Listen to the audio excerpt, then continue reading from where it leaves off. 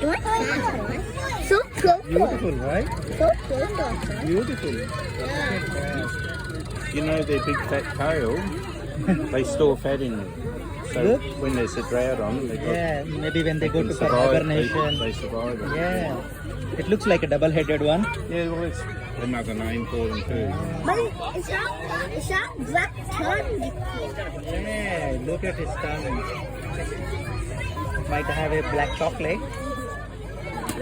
Look at that. They're eating something. Reptile displays. We're just down pretty much just south of Sydney and an hour south of here. Depends on what day you come up as to what the traffic's like. Could be 2 hours, could be 3.5. Just one thing, I'm sure you're all used to that with that freeway down there. Now, I'm going to tell you a little bit about some reptiles here.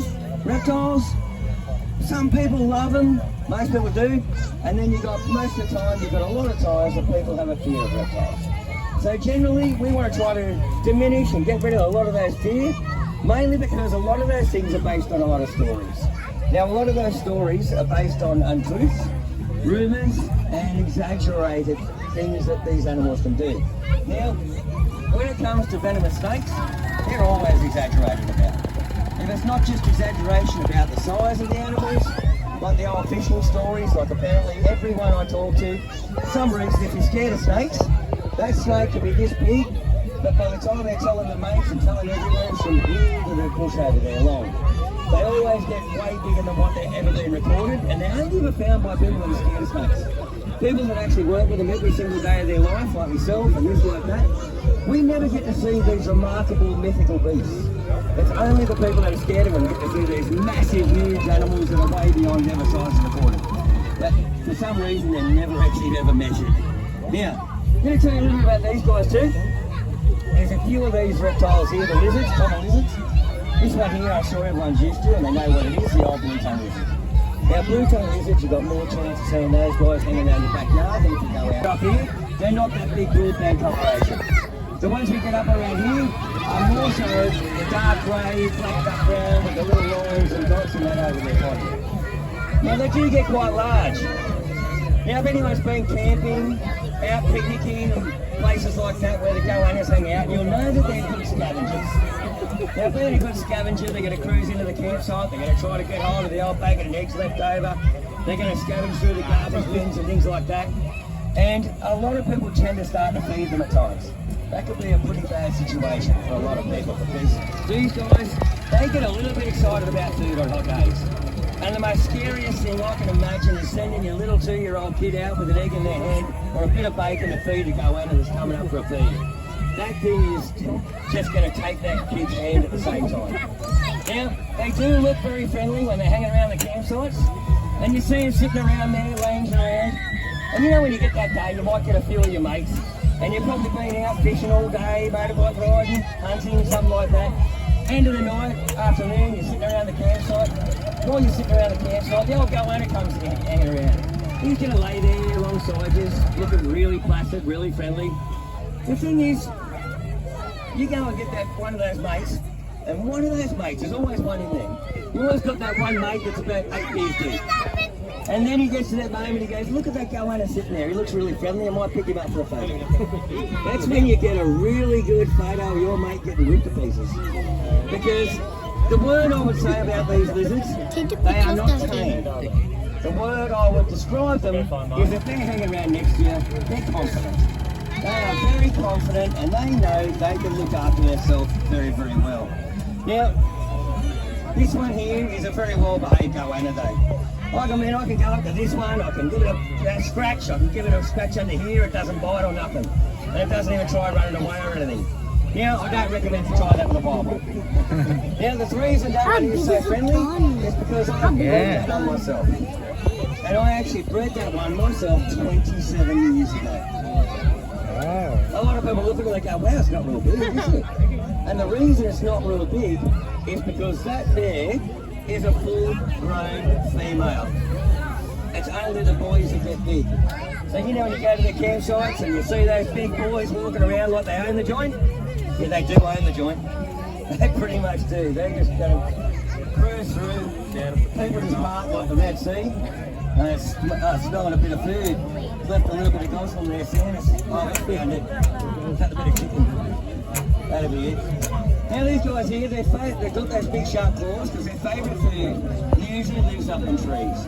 And up in the trees you've got stuff like bird eggs and birds is what they're going to be eating. They'll also go into the tree hollows and they'll get young possums and things like that as well. So they're very, very adept climbers, and those claws are razor sharp.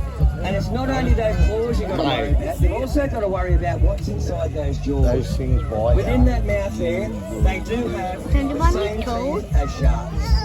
Three curves surrounded as teeth. They're not designed for chewing. Now, they might eat you, so you'll probably see it won't chew its food or just swallow it down straight down its throat. Oh yeah, it's going to get into it. As you can see how shy they are. Whoops. Now, these guys here with those teeth, not designed for chewing, they're designed for just gripping and ripping. Now, what they'll also do is they'll also eat a lot of rotten food and a lot of rotten meat. Now they'll come along the side of the road, and along the side of the road they'll start to find things like roadkill. That poor old kangaroo is going to get bloody if you do that way. Rightio. Here we go. Up again. That's it. There we go. She'll go to sleep now probably. Alright, now, next thing we're going to talk about is, there we go.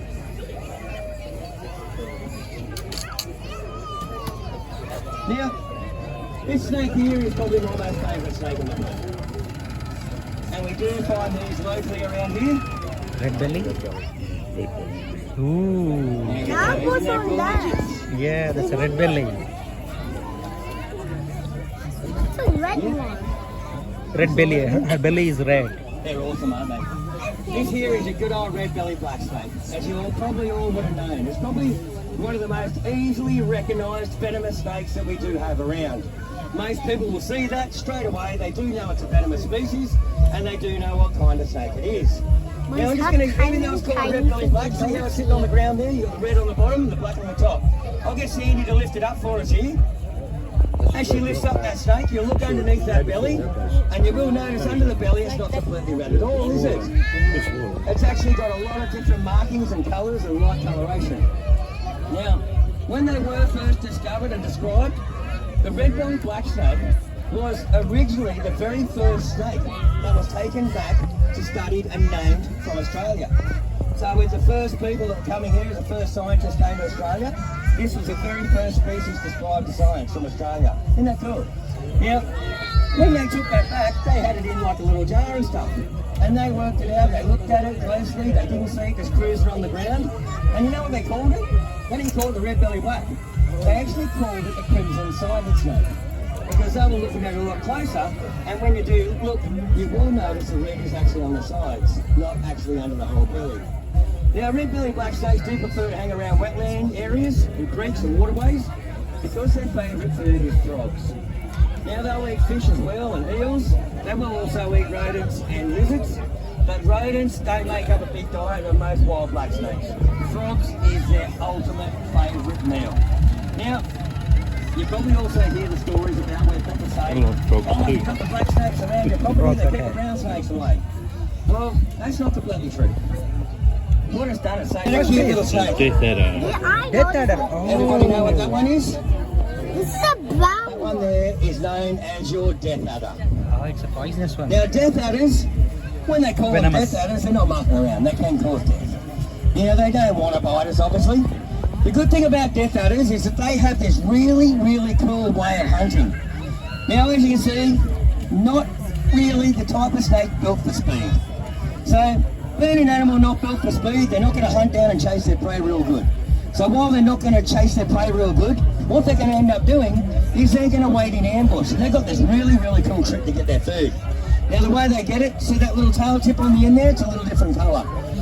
Being a little bit of a different colour at the end of the tail there, what they do is they curl up, they hide in the leaf litter, and as they hide in that leaf litter, they poke that little tail through the leaves, they wiggle it around.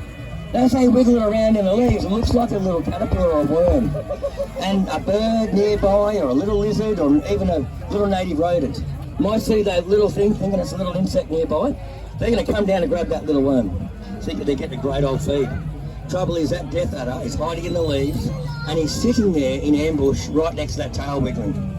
These snakes are actually the fastest striking snake on the planet. We blink pretty quick. We all know that. Do you know we blink at 1/6 of a second? These guys strike at 1/8 of a second. They actually strike quicker than what we can blink. So what they'll do is they'll go bang, they'll grab that prey item extremely fast before it gets away, pump it with very strong venom, kills it very quickly, and then what they'll do is, in the world, you're probably looking, they come at about number 10. Now, the venom toxicity ranking changes all the time. There's always new studies and new species found. Right back at the old school, probably about 20 years, 30 years, 20 years ago when I was doing a lot of these shows, we usually just had the rankings and they were quite simple. And now we've got, like, in that first 4 animals, we've now got all these new ones described and all starting to jump up through the ranks. So it's varying quite a lot. Like we even had just the inland taipan was the most venomous snake in the world. Now they've discovered another one, a type of the inland taipan called the western desert taipan. That now comes in at number 2, where another snake was already number 2. So that's going to change a lot. We've even now split up a lot of the brown snakes. The most common brown snake everyone always thought they would just seen was the eastern brown snake. Now we've got things like strap snouter snakes and all these different ones, the Nicalis, Mangandais, all these different brown snakes all starting to get split up a little bit more and starting to get changed around. So they're all starting to jump in the queue. This one here on the old scale was number 4, most venomous snake in the world. And I can guarantee you, it's a deadly snake. If you're bitten by one of these without treatment, you are not surviving. You're dead. This guy here, and a lot of people always say to me too, they go, oh, do you devenomize your snakes for your shows? Or do you milk them and things like that? No. All the snakes I use are fully loaded. Loaded. This guy here is a lovely animal. Ooh, what is that? There you go. Isn't he beautiful? Yeah. That there is your tiger snake. Tiger. Now, tiger snakes, they get the name because of that banding. Now, the funny thing is, I actually had that, I had to tell that to a kid one day. I had a little kid, I'm usually pretty good at answering questions in these shows. And I had a kid in the show once, and he's on the side, and he says to me, he goes, mister. I said, what? I said, okay, what do you want? He goes, why is it called a tiger snake? And I said, it's obvious, it's got stripes like a tiger. You know what the kid said to me? So why did a tiger get called a tiger? I had no idea. And I said, because it looks like a tiger snake.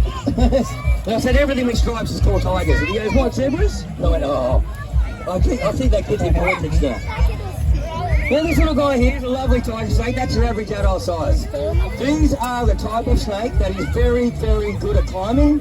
They have been known to sit up in trees, basking, hunting, raining bird nests, and they do have a very good prehensile tail to hang on to things. Now as you saw Sandy holding that black snake before, when she was holding that black snake before, you'll notice when she held it, she was probably holding it around the base of the tail. Now she holds it around the base of that tail. It's a pretty well-designed animal because they're useless at climbing, the black snakes. Every now and then they can get somewhere where they find easy objects to climb, but they're pretty hopeless at it actually.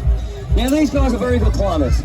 So what happens is, you get the old tiger, and if you go to pick these guys up, they're probably the species of snake that has bitten and killed most professional reptile handlers.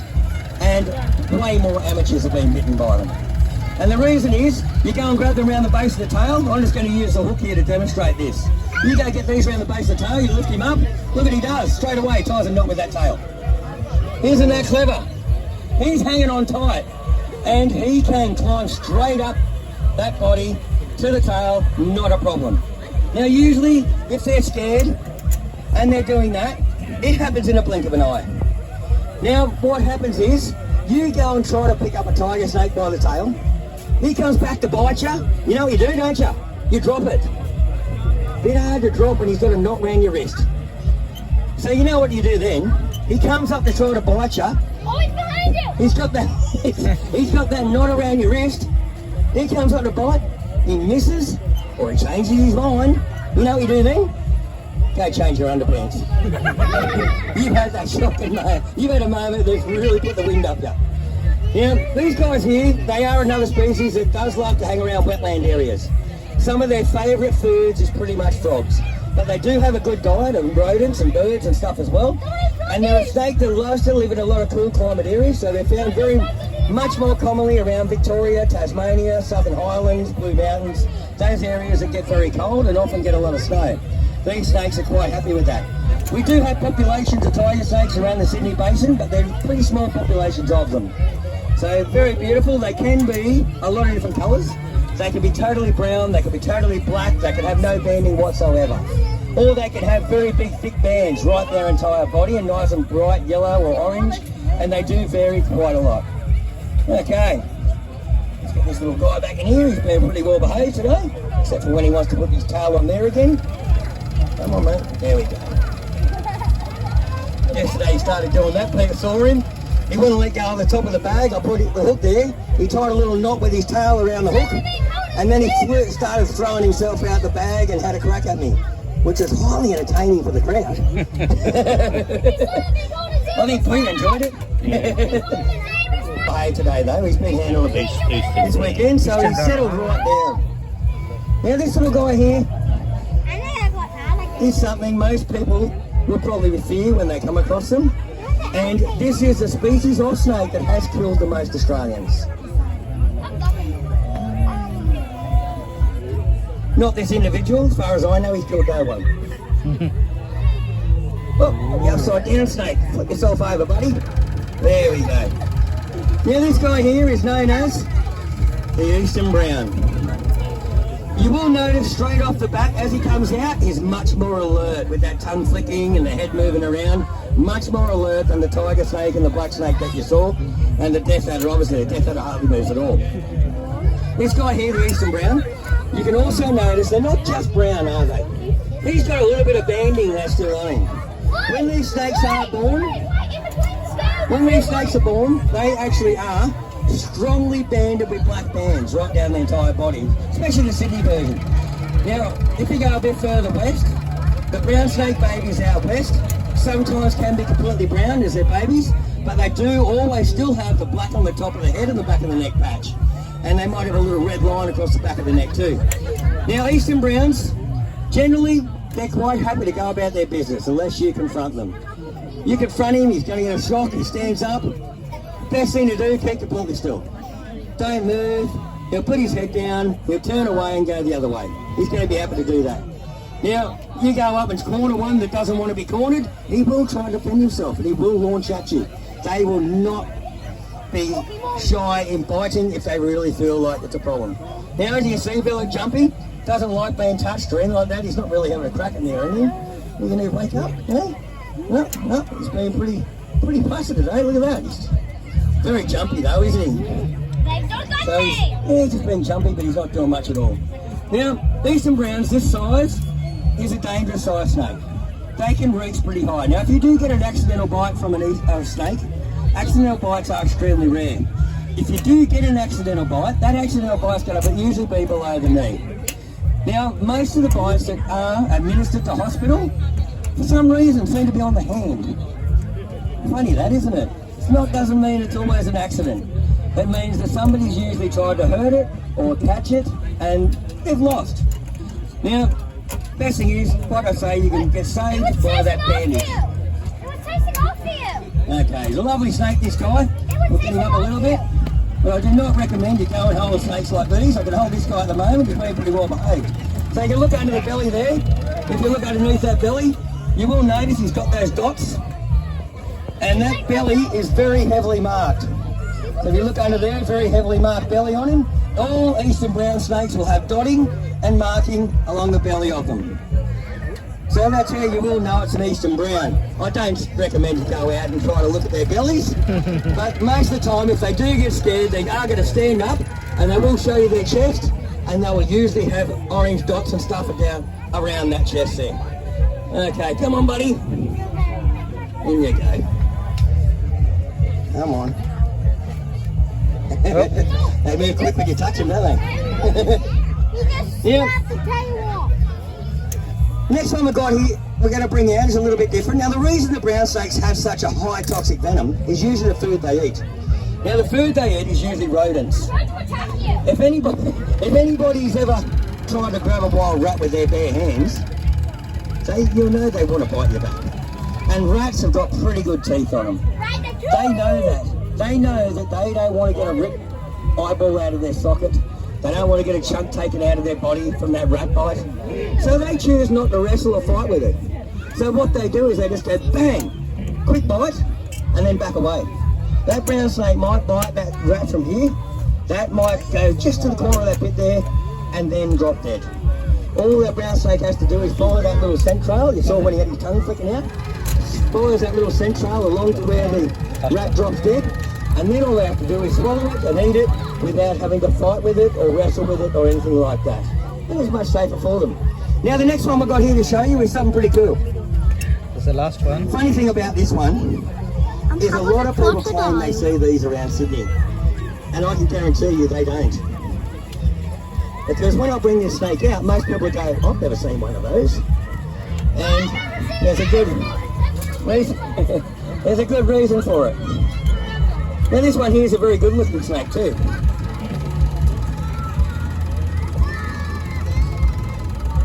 There we go, isn't that gorgeous? Now most people, like I say, they haven't seen one of these around here, have they? Well, look at that. But I know a lot of people that claim they have. Do you know what that snake is? That is an actual, genuine, real king brown. Everyone's going, wow, really? Looks nothing like the old king brown I saw and told me mates about. That's because most people see that eastern brown that we showed you earlier, and a lot of people think as soon as it's over 1.5 meters, it has to be called a king brown because it's big. But that's not the reason at all. They are not, these guys are not even related to the brown snakes.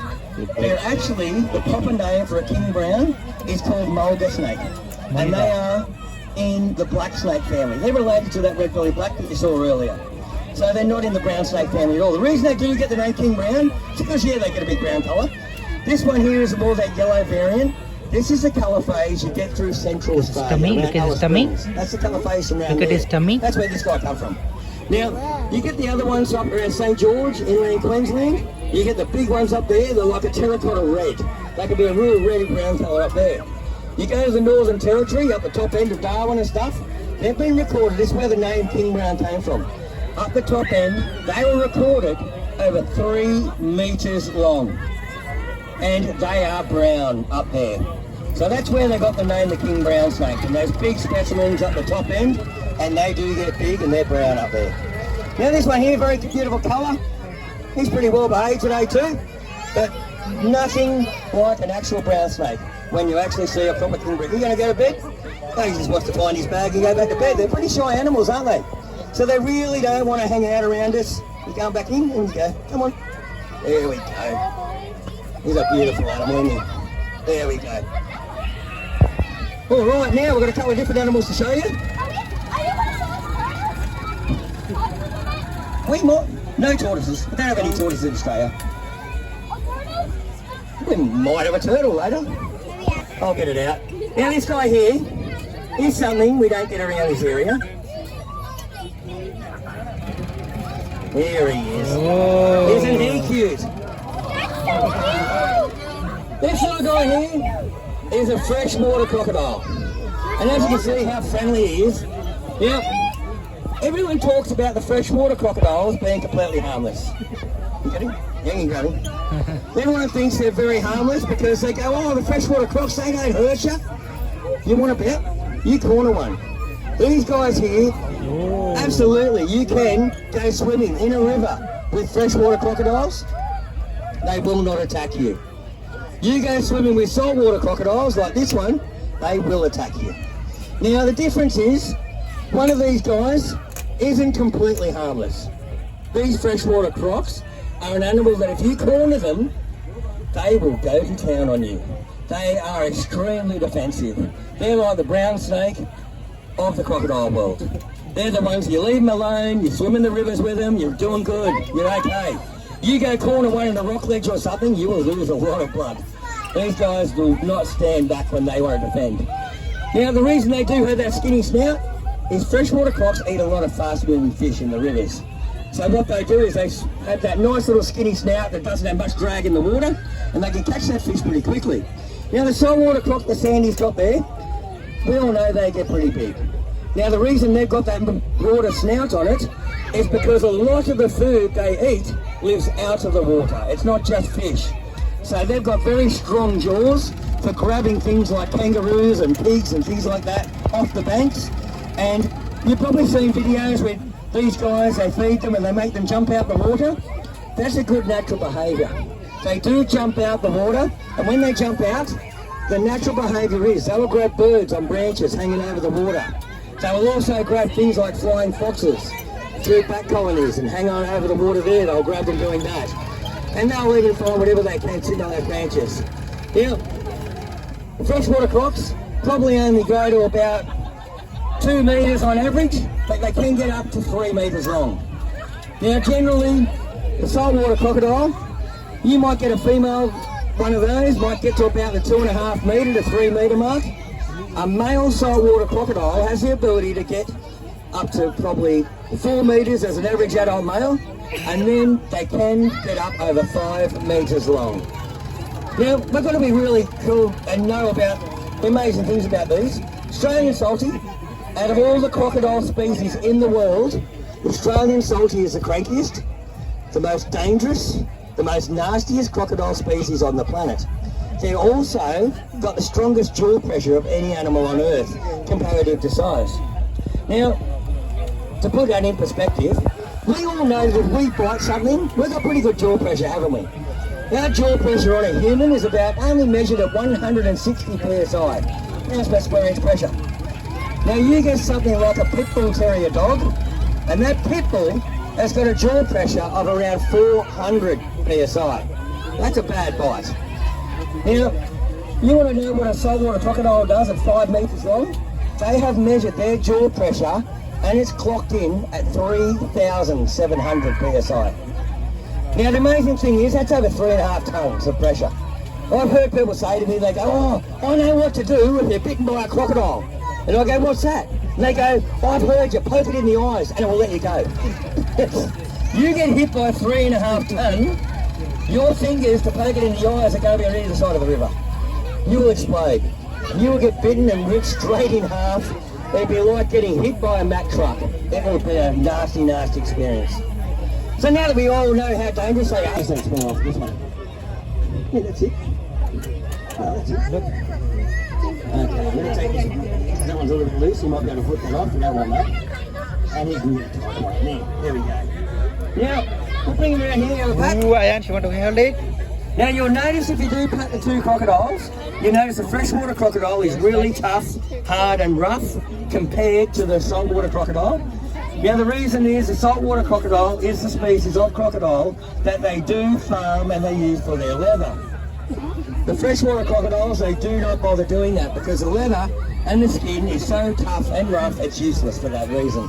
There we go. Everyone's got one. There we go. This one's way more different than before. Yeah. There we go. Isn't he gorgeous? They're amazing, aren't they? We don't have a candy, that's all. That's why we got the slot in. He's trying to scare everyone. He's going to grab Sandy on the back of the leg. Should have taken that band off a lot earlier. That would have been highly entertaining.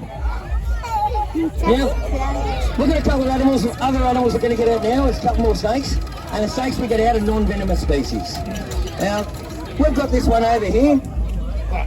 He's pretty cool. That's a old dipstick. When you see him, you'll know why he's called dipstick.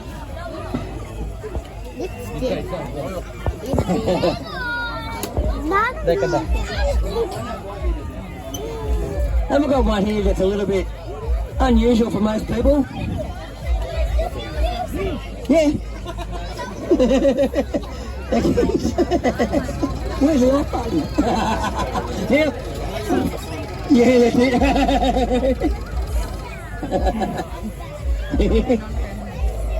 It'd never be dull, would it? Python. It's a Yeah, and that's python. awesome. And that's the best thing. That is awesome. I'm loving it. Python? Isn't it beautiful? Look at the head. Yeah. Here we go. White python. Look at that. It's a white python. Here we go. Oh, Isn't it that's beautiful? a yacht. Now this is. There we go. We'll stretch him out over here. There we go. He's one. చూడు ion చూడు. Yeah, Oh, right there. so it's coming to It's a little you. bit different to what you're normally ever going to see out in the bush. Sideways. That snake there is known as an olive python. They're usually brown in colour. That one there is what's known as... No, he's coming down the bottom here. This guy is known as an olive python, but he's an albino version. Now, being an albino, as you know, you don't have the black pigment. Now, they do get quite large. The other one we have over here that Sandy's got is known as a black-headed python. Now, his name's Dipstick. You know when we check the oil in the car, what it looks like on the end? It looks like him. So that's why he gets that name. Now, olive python